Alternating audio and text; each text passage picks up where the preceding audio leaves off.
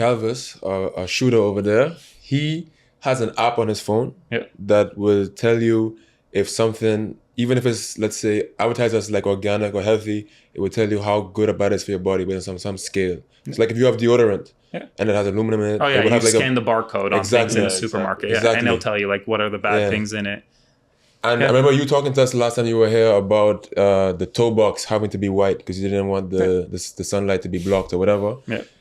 Don't know if it necessarily worked, but but I mean, you try it's turn over the stones. Placebo, right? Yeah, it's placebo. If you believe it works, it can have an effect. Yeah.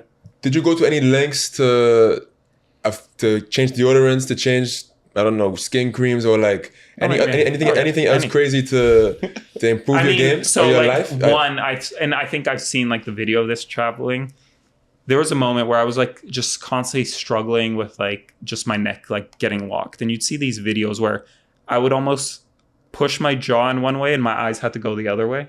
Okay, I think I know what you're talking about. I think in Stuttgart it kind of like caught like this. You not seen this one? No. It looks silly, man. It looks like kind of like The Exorcism. But I mean, yeah, I was willing to try anything.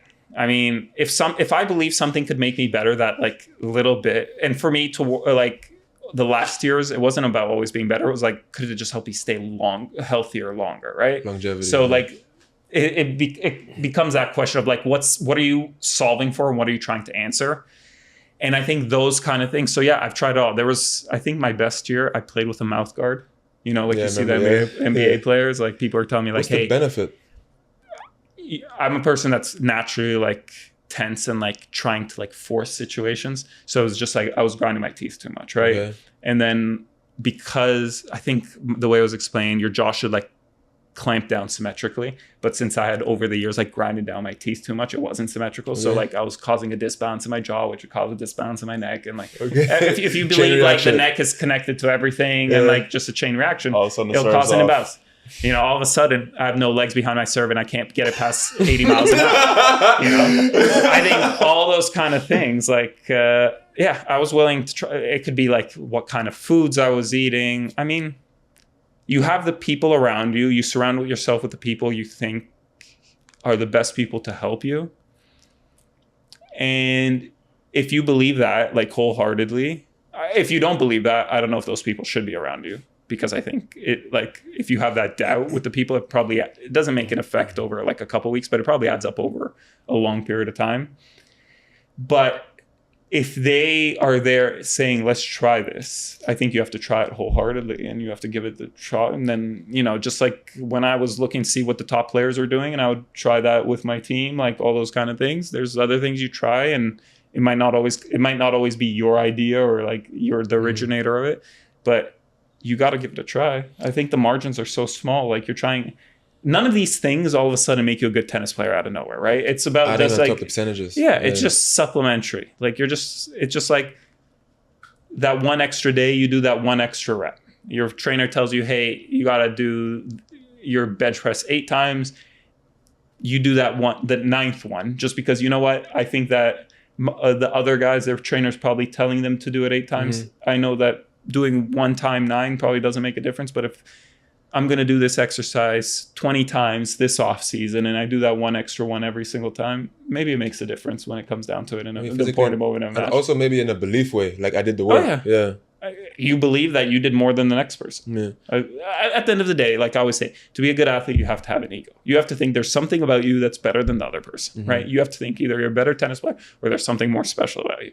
If there's some kind of things that you can do to kind of stroke that belief or to like inflate it and also get it more into that conviction, like, hey, I'm willing to do more than that next person. You do it. I mean, you can't measure how much of an effect it really has, but if you're not doing it, you're just like not giving yourself a chance for it to be a positive effect. One thing that I think makes a huge difference is like hydration. Because I think when you become dehydrated, obviously you start to make worse decisions. You can't think as well. Your body is like struggling. It's fighting for air.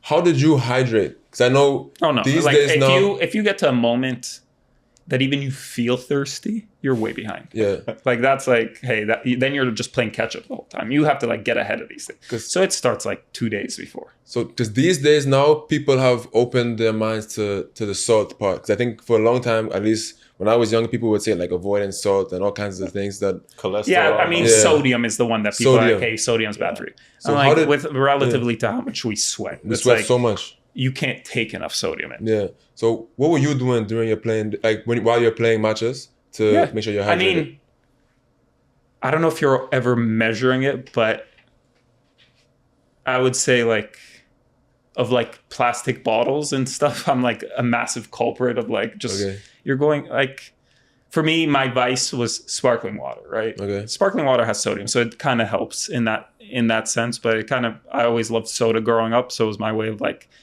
feeding into that. I could go through like, you buy a case of like those San Pellegrinos at like a Costco of like 24 bottles of like probably 750 or 500, whatever there. I could go easily through one of those in a day. No way. Yeah, easily. Like the amount you would, especially when you're getting somewhere hot. And you're talking like you're training, like you're going on court, like a 2-hour training session, like of 500 milliliter bottles, plus you're putting like some supplement in it. I mean, you're probably going like 8 to 10 bottles. So for you, drug testing was easy. I could always I was always ready to go to the you tested today? I mean, this morning the guy came to the court before we had to record with James, with Blake. We had like an hour and I couldn't pee. So I had to bring him back to the room with me. I had to shower and change, and then they come back. He came with me, then I peed, and then did the interview. Yeah. I mean, I think people don't appreciate how invasive sounds like like most of the time people say like it's a negative word, but they're like very thorough about it. Once they show up and you're like within their like, I mean, the room we're in here now is like pretty big hotel room sometimes we get, especially like once you get to Europe. For sure. I remember last year in the Olympics, they came to drug test. We were staying in a hotel room. So European in Paris, small hotel room. My wife's there with me. Where there's like a chair barely fits between the foot of the bed and the desk that's there. It's like 6 a.m. She's like, oh, that knock on the door. Nobody's knocking at that time, right? So you know who's coming there. She just like pulls the thing over herself and like 2 people come in until you pee. And people don't like, I mean, I think those moments are easy. I think it's like, did you take a bathroom break during a match? Yeah. Are you playing in the heat? Like, are you dehydrated? You sit in the room for like, 3 hours. Yeah. And then like you want to go take a shower because US Open, you play a match, you're sweaty, it's hot outside, you come inside, there's like AC blasting, so it's cold. So you don't want to be in like sweaty clothes. You don't want to be like, you want to change out of that. So you go, like you step into a shower, you have to shower with the curtain pulled and they watch you shower the whole time. Like you don't leave their eyesight until you provide that sample.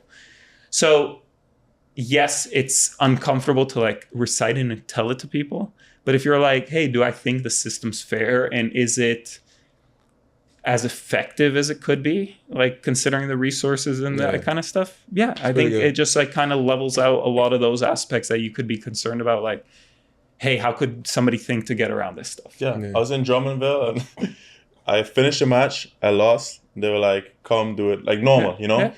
Walk from the court to the locker room. I drink water and there's one singular stall and the guy hasn't, like you said, he's been looking at me the whole time.